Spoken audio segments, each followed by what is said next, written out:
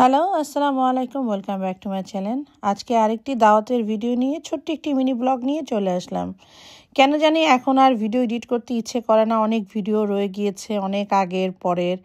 তারপরেও আপনাদের সঙ্গে শেয়ার করি, ভালো লাগে আর নিজের মেমোরিতেও থাকবে সেজন্য। তো আজকে আমরা যাচ্ছিলাম সুমি ভাবির বাসায়। আজকে আমাদের সেই যে ঈদ গিয়েছে, ঈদের পর্বগুলো কিন্তু এখনও ঘুরে ঘুরে চলছে। তো আজকে সুমি ভাবির বাসায় দাওয়াত, কারণ দেখে বোঝা যাবে না যে মানুষের সবসময় আমরা বলি যে সুখের জিনিসগুলো, সুন্দর জিনিসগুলো আপনাদের সঙ্গে শেয়ার করি। এই যে দাওয়াতে যাচ্ছি, তার আগের দিন সারা রাত্র আমরা আদ্রিককে নিয়ে হসপিটালে ছিলাম, কারণ আদ্রিকের একটু শরীর খারাপ ছিল ইমার্জেন্সিতে।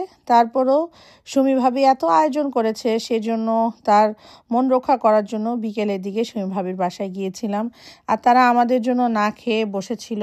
তো যাওয়ার পরে গিয়ে দেখলাম সুমি ভাবি এত আয়োজন করেছে।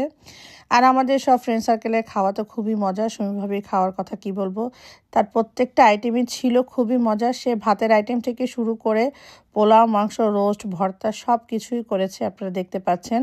আর সুমি ভাবির এই যে ইলিশ সর্ষা, সেটা হচ্ছে বেস্ট। সবাই কিন্তু টপ অফ দ্য একদম দিয়েছে 100-এ 100 ইলিশ সর্ষাটা। আর সুমি ভাবির ইলিশ সর্ষা সবসময় খুবই মজার হয়। আর এখন ভাইরা খেতে বসে গিয়েছে। আমি এই আজকে শুধু খাওয়া দাওয়ার এই ছোট্ট একটু ভিডিওই করছিলাম।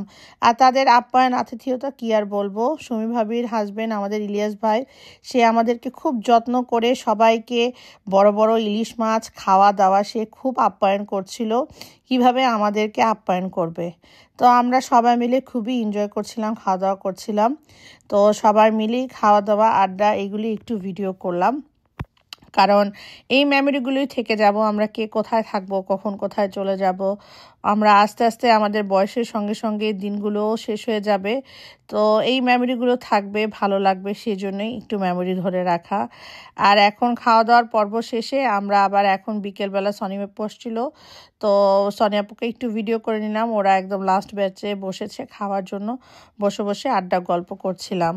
আর এই যে সুমি ভাবির মিষ্টি, প্রত্যেকটা জিনিস সুমি ভাবি হোমমেড বানিয়েছে এবং প্রত্যেকটা খাওয়াই ছিল অসাধারণ। আমার জন্য একটা চাট করেছিল, মিষ্টির একটা দইটাও সে নিজের হাতে বানিয়েছে খুবই যত্ন করে। দই, মিষ্টি, কাস্টার্ড, তারপরে সব কিছুই ছিল অসাধারণ।